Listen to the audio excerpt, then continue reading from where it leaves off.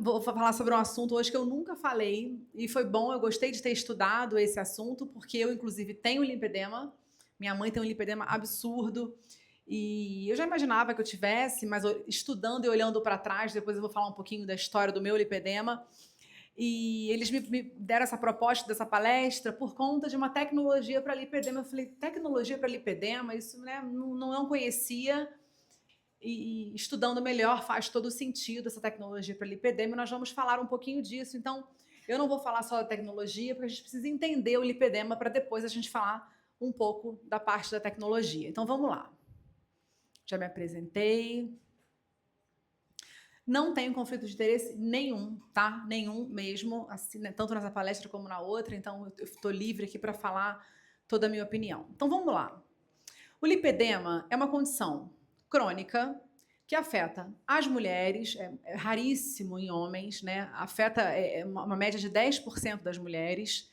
Ela acontece com um acúmulo de gordura desproporcional nos membros, não só nos membros inferiores, mas também pode acontecer no membro superior.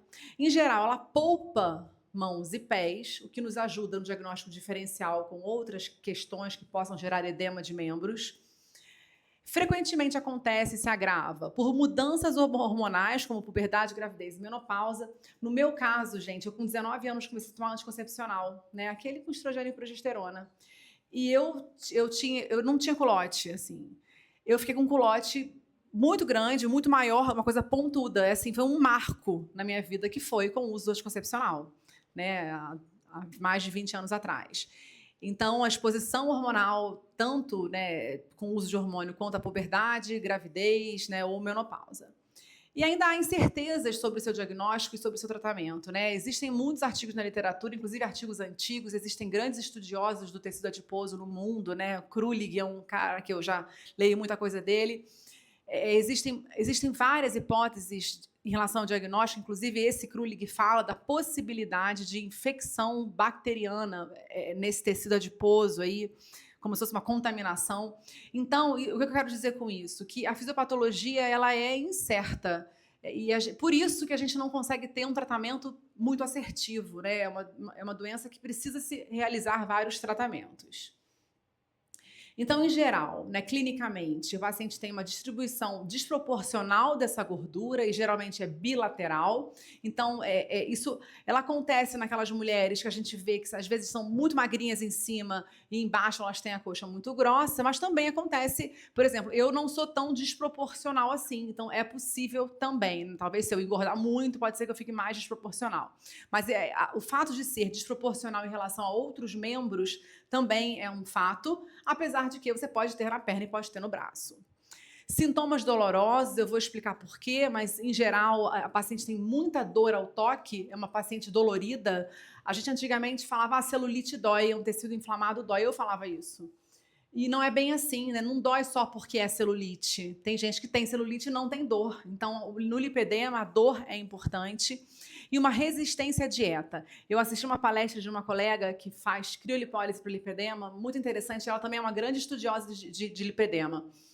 E ela, assim, existe essa coisa da resistência ao emagrecimento em pacientes que têm lipedema, e isso acontece porque essa gordura, que tem uma inflamação importante, é uma gordura difícil ela é resistente à lipólise por vários motivos, pela inflamação e pelo edema em volta desse tecido adiposo. Esse próprio edema dificulta a lipólise da célula.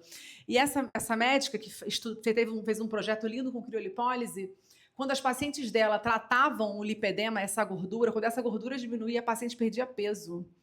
Então, a resistência ao emagrecimento também é uma característica. A paciente não consegue emagrecer. E quando você começa a diminuir essa gordura inflamada, a paciente perde peso como um todo. É muito interessante essa informação que eu também não sabia. Então, qual seria a morfologia desse tecido adiposo, né? Como que ele funciona? O tecido adiposo nosso, gente, que tem sido cada vez mais estudado, inclusive a Galderma esse ano vai trazer um novo conceito de tecido adiposo para os bioestimuladores, é um assunto muito interessante. Então, o estudo do tecido adiposo tem sido algo cada vez, é uma grande tendência. A gente achava que o tecido adiposo antigamente, ele funcionava apenas como uma camada de suporte à derme. Hoje não. Ele trabalha em conjunto com a derme o tempo todo, através dos seus adipócitos maduros e principalmente dos precursores de adipócitos e células troncos que nós temos no tecido adiposo, inclusive células imunes também. Então, essas células no tecido adiposo, existe uma disfunção de toda essa cascata que deveria ser uma cascata normal. A função fisiológica desse tecido adiposo, ela é controlada por todos esses componentes que estão alterados no lipedema. Então, ele tem adipócitos hipertróficos e hiperplásicos, né? Então, não são só hipertróficos, eles têm um número maior, com aumento de fibrose entre as células, né? E aumento de células inflamatórias comparadas a um tecido saudável. E esse excesso de fluido intersticial é um assunto também que, para vários artigos, né?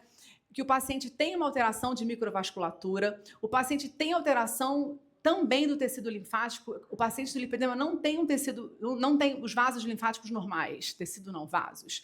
Então, existe um acúmulo de fluido no espaço intersticial, né, comum do lipedema avançado, e que colaboram com o aumento da pressão capilar no local, alteração da estrutura e fluxo linfático ali no tecido.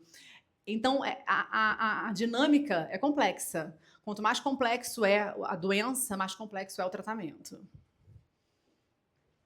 Em relação aos estágios, né? A paciente ela vai evoluindo em estágios, isso geralmente está relacionado à cronicidade do lipedema e ao peso também. Então, a paciente inicial ela começa com uma textura de pele lisa, né? Mas você pode sentir nodulações nesse tecido que teriam relação justamente com esse endurecimento, com essa fibrose que a paciente começa a ter, que nem sempre é visível, mas palpável. Num estágio mais avançado, as depressões começam a criar, né, delimitações de massas, você começa a sentir esses nódulos um pouco maiores, né, uma paciente que já tem uma aparência de mais fibrose, né, de mais inflamação. Então, o aspecto da fibrótico começa a ficar visível. Num estágio mais avançado, ela tem mais dor, né, uma textura mais fibrótica, com nódulos mais aparentes, não só palpáveis, e o afinamento da pele, né? Essa flacidez que envolve o lipedema, essa flacidez a longo prazo, que certamente piora com a idade, mas você pode ter flacidez mesmo jovem, faz com que esse tecido adiposo que está crescendo fique mais herniado, né? Então ele fica mais aparente visivelmente. E por fim, né, casos que a gente já viu muito por aí, né, na dermatologia, que seria um caso muito mais avançado desses nódulos gordurosos e pode sim estar associado a linfedema junto, né, por toda a complexidade do quadro em relação à circulação, hipóxia do tecido e hipertrofia do tecido adiposo. Em relação aos tipos, ele pode acometer só a região do quadril, ele pode acometer só coxas e quadril, ele pode acometer perna toda, e uma característica é esse sinal aqui, o pé não incha, diferente do linfedema. Então, o pé pode até inchar, mas é um edema menor do que o da perna. Então, o paciente faz esse sinal aqui como se fosse um manguito. No braço, é possível o tipo 4, ou só na perna, tá? Que é o mais raro. Então, em relação às causas, né, que são múltiplas e difíceis, né, e que a ciência busca essas causas, a genética seria um fator. Ela é um padrão autossômico dominante, porém com penetrância incompleta, então não necessariamente toda a família terá. Então, a minha mãe tem, eu tenho, no caso, minhas duas irmãs também têm, coitadas. Mas a gente tem graus diferentes, né? O meu é o pior.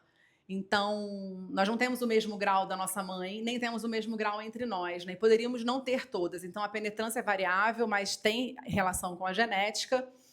E essa predisposição genética influencia a resposta do tecido. É como se o meu tecido adiposo das minhas pernas tivesse uma resposta totalmente diferente dos meus outros tecidos adiposos. Esse Krulig, que estuda muito tecido adiposo, ele tem um dos trabalhos dele, mostra que os nossos tecidos adiposos todos funcionam de forma diferente.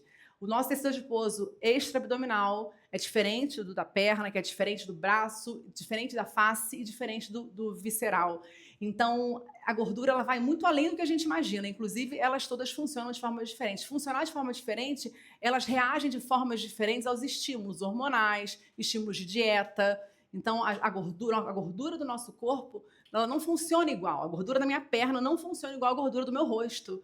Isso é muito interessante, né, para a gente estudar e entender o nosso paciente. Então, na causa, essa adipogênese é alterada, então estudos vão mostrando que esse adipócito ele é doente, né? Então é um adipócito que tem alterações, gerando uma predisposição a uma produção excessiva desses adipócitos disfuncionais, com esse acúmulo desproporcional e resistente à dieta característico do lipedema. A paciente emagrece, tem dificuldade de emagrecer, emagrece, mas não emagrece muito na região do lipedema. E falando novamente de mim, eu emagreci 15 quilos agora e o que mais me frustrou, tudo bem que eu estou com 43 anos, eu já tenho uma flacidez mais avançada. A minha celulite dessa vez não melhorou quase nada. Diferente de antes, que eu emagreci, a primeira coisa que melhorava era a celulite. Então, isso é lipedema. Então, mesmo com uma grande perda de peso, a minha perna não está boa, não. Então, é difícil, né? E essa dificuldade que a paciente passa, a gente está ali para dar esse suporte. Então, essa coisa de ser desproporcional e resistente à dieta. Influência hormonal, então, é muito mais prevalente, praticamente só prevalente em mulheres, não tem relação com o estrogênio, tem relação com os receptores dos adipócitos em relação ao estrogênio, e justamente para as mulheres começarem a ter essa piora na puberdade, na gravidez ou com exposição ao hormônio. E a disfunção microvascular, que é super importante, né? Várias hipóteses mostram essa disfunção dos capilares, disfunção dos vasos linfáticos em relação à permeabilidade vascular, mudando a troca ali de sódio, potássio, da água que está ali entre as células, gerando um acúmulo intercelular. E por isso a gente tem dificuldade de chegar nesse adipócito, né? A água atrapalha, por exemplo, uma tecnologia, você conseguir gerar a quebra, né, a lise dessa célula. E aqui, dá para ler, gente, porque o slide está um pouquinho, a luz está um pouquinho deformando a letra quando a letra está um pouco menor. Vocês estão conseguindo ler? Não dá para tirar foto, né? Eu posso mandar para vocês depois. Então, assim, aqui é um quadro desse artigo, né, que ele faz um resumo, né, dos fatores genéticos que estão relacionados aos fatores hormonais e outras causas. Aí vem obesidade, má alimentação, sedentarismo, né, gerando ali a disfunção, gerando o aumento de células inflamatórias que vão alterar a vasculatura e também vai ter uma alteração da hiperplasia dos adipócitos. Essa alteração vascular vai gerar uma maior fragilidade capilar, uma maior hiperpermeabilidade, gerando mais hematoma. Uma paciente que tem muito mais hematoma do que o normal. Aquela paciente fala, ai, fiquei roxa, mas não bati em nada. Ela fica roxa com muito mais frequência. Essa hiperplasia dos adipócitos, ela gera, por compressão, hipóxia. Então, você tem ainda uma piora maior dessa troca, né? Então, você tem mais edema, você tem mais hipóxia, gerando a fibrose tecidual, que acontece no lipedema. Você vai ter a redução das fibras elásticas também pela hipóxia e o aumento do volume, né? E, por fim, uma inflamação neurogênica, que é o que causa dor, né? E esse aumento de volume também comprime, que também causa dor. Então, essa seria a fisiopatologia aí do lipedema, que é bem complexa. Diagnóstico é clínico, né? Os artigos estrangeiros falam em ressonância, tomografia, bobagem. O máximo que você pode fazer é um ultrassom para medir a espessura. Isso eu acho interessante, né? Medir a espessura do tecido para acompanhar um tratamento que talvez você proponha para o seu paciente, mas o diagnóstico é clínico, né? A gente vai avaliar essa paciente clinicamente, o histórico dessa paciente. Os artigos também mostram que as pacientes de lipedema têm hipermobilidade articular e têm também mais tendência a genovalgo. Tá? Então, tudo isso contribui aí na sua clínica. Eu tenho as duas coisas, gente. Tenho super hipermobilidade e tenho genoval. Engraçado, né? Vou só dar aula disso agora, falar só de mim. Botar minha foto, já pensou? Aqui, esse quadro é interessante, que ele mostra os diagnósticos diferenciais, né? Lipedema, né? Hipertrofia do tecido adiposo, obesidade e linfedema. Então, no lipedema, você pode ter uma história familiar positiva, é muito comum, obesidade também. Simetria, sempre, no lipedema. O edema, né, o cacifo, você não faz um edema com cacifo, você vai ter um aumento ali do tecido adiposo, você vai ter desproporção, né? O edema vai depender do estágio da lesão. Tenderness, eu não consegui entender essa tradução, ternura, não entendi, enfim. Tendência a hematoma é praticamente só no lipedema e influência da dieta, né? O lipedema melhora pouco com a dieta, diferente da obesidade, né? E o linfedema não melhora nada com a dieta, claro. Que é o que as pessoas têm dúvida, né? É lipedema ou é linfedema, né? Linfedema é esse acúmulo que a gente tem por uma deficiência linfática, que pode ser primária ou secundária, geralmente em um membro só, diferente do lipedema, apesar de que linfedema pode ser nos 2 membros também. Então, em relação ao tratamento, né, que negócio difícil de tratar. Então, os tratamentos conservadores, né, a drenagem linfática, ela é muito importante. Então, o que eu li muito é evitar muito trauma. Então, massagem manual, aquela massagem modeladora, não é o ideal.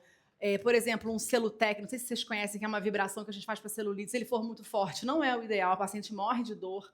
Então, a drenagem é muito importante, porque se você ajuda na remoção desse fluido, você vai ter um resultado melhor.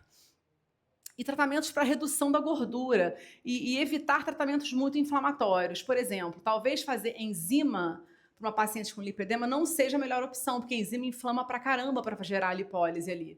Mas em mim eu faço, eu fico com muita dor, mas dá resultado. Mas avaliar ali o que você vai fazer de estratégia para diminuir essa gordura, que pode ser uma criolipólise, por exemplo, também.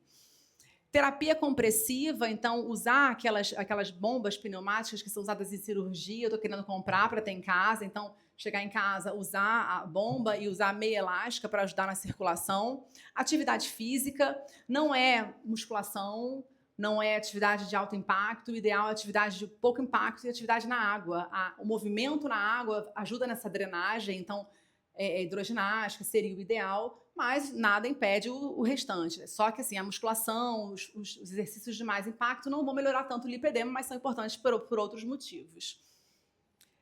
Controle de peso, né? Quanto mais excesso de gordura, pior vai ser para essa paciente. E tem hoje as terapias cirúrgicas, né? Os cirurgiões plásticos estão operando o lipedema, é uma estratégia muito interessante, apesar de que nem todo mundo está disposto aí a entrar numa cirurgia. E muitas vezes o paciente que precisa de uma cirurgia de lipedema precisa dali para o abdômen, precisa fazer mama, é complexo, né? Eu queria fazer tudo, né?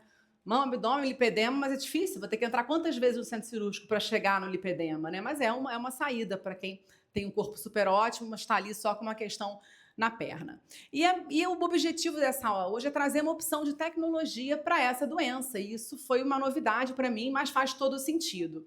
Essa aula minha está baseada em artigos para terapia de laser com baixa fluência, baixa potência, e não necessariamente para o lipedema, tá? Eu me baseei num artigo que é um artigo de 2011, que ele fala dos lasers para cicatrização. Mas, através dele, vocês vão entender o mecanismo do laser de baixa fluência. Então, como que o laser age? O laser vai agir na célula, então ele age aumentando células anti-inflamatórias, ele vai agir nessa proporção, né, na bomba ali de sódio e potássio, aumentando a produção de ATP, então melhorando a função celular, e tem uma ação anti-inflamatória, né, de modulação da inflamação, que é o que a gente mais usa, né, que é o LED, por exemplo, que a gente faz até para couro cabeludo, que a gente faz o LED para cicatrização de ferida, como uma opção anti-inflamatória. Então, como que ele faz essa modulação da inflamação? Ele inibe a cascata do ácido araquidônico, então tem trabalhos comparando, inclusive, o uso do LED com o uso de corticoterapia, tendo um efeito quase que semelhante. Ele aumenta o fluxo sanguíneo, então ele melhora a acidose do local, promovendo a liberação das substâncias que estão relacionadas à dor, das citocinas pró-inflamatórias, e ele modula a resposta celular. Então, muitos estudos mostram que ele melhora a quantidade e a qualidade do fibroblasto. Então, isso aqui para um paciente com lipedema já é muito bom, né? Esse trabalho é todo sobre cicatrização de ferida, ele não é sobre lipedema. Isso aqui é para explicar como que funciona o LED. Então, assim, faz sentido, né? Entendendo o lipedema, entendendo o LED, realmente faz muito sentido. Então, os estudos, né, experimentais que a gente tem com esse tipo de tecnologia... Ui, vou sem querer. Eles mostram redução de edema na cicatrização de feridas. Então, olha que bacana como a gente quer isso. E isso tem relação com a dose. Os estudos mostram que a grande questão do LED, existem várias marcas de LED, vários tipos de LED no mercado, mas o que influencia, o que faz funcionar tem relação com o joule que ele vai entregar. E isso, às vezes, é difícil para a gente, porque a gente não estuda muito isso. Então, entender qual é a máquina que você está usando, a quantos joules ela chega e qual joules que eu vou usar para pacientes com lipedema. Vou usar 1 joule, vou usar 2,5, vou usar 5. Então, alguns estudos mostram que você teria um resultado melhor com mais ou menos de 1 a 2,5 joules para o lipedema, por exemplo. Então, ele modula os receptores de inflamação, diminui as citocinas e aumenta os fatores de crescimento. Então, a grande questão é essa de qual joule que eu vou escolher para o meu paciente, mas isso vai depender da máquina que você vai usar e do seu objetivo. Então, você precisa da dose ideal, dos fatores, né, determinantes para esse paciente, considerar a clínica desse paciente e a eficácia dose dependente. Alguns estudos mostraram que 2,1 joules foi mais eficaz que 0,9 e mais eficaz que 4,2 para cicatrização de ferida. Então, a gente não sabe qual seria o joule ideal para lipedema. Mas, se for pensar em todos aqueles mecanismos que funcionaram para a cicatrização, a gente poderia usar, assim, 2 joules em média, tá? Para o nosso paciente. Então, esse estudo que eu mostrei para vocês, ele tinha, né, foram 20 anos de pesquisa em relação a essa tecnologia, mostrando 45% de redução do edema e redução de neutrófilos, e aqui, para redução aguda de tendinopatias, 5,4 joules. Já é uma outra dose terapêutica para outra afecção. Então, como considerações finais, né, o que a gente precisa entender sobre o lipedema? A gente vai à tarde ver a demonstração dessa máquina. Eu, inclusive, estou muito curiosa, quero ver também, quero ver os joules, quero ver como ela funciona. Então, o lipedema, hoje, ele é subdiagnosticado, ele é diagnosticado de forma errada, mal interpretado, com outras condições, como um linfedema ou como obesidade. Devido à falta de conhecimento de como o lipedema acontece, tem muitas questões em relação ao tratamento e manejo, a gente tem dificuldade nesse tratamento e nesse manejo. Ultrassom sugerido para avaliar apenas o acúmulo de gordura. Dispositivos de compressão pneumática podem ser usados, né, de forma domiciliar para ajuda desse edema, como a gente falou. E agora, por fim, o laser de baixa frequência pode funcionar como mais um adjuvante para um tratamento tão difícil, né? Então, essa é a mensagem sobre essa aula e a gente vai conhecer essa máquina mais tarde. Tá bom, gente? Muito obrigada.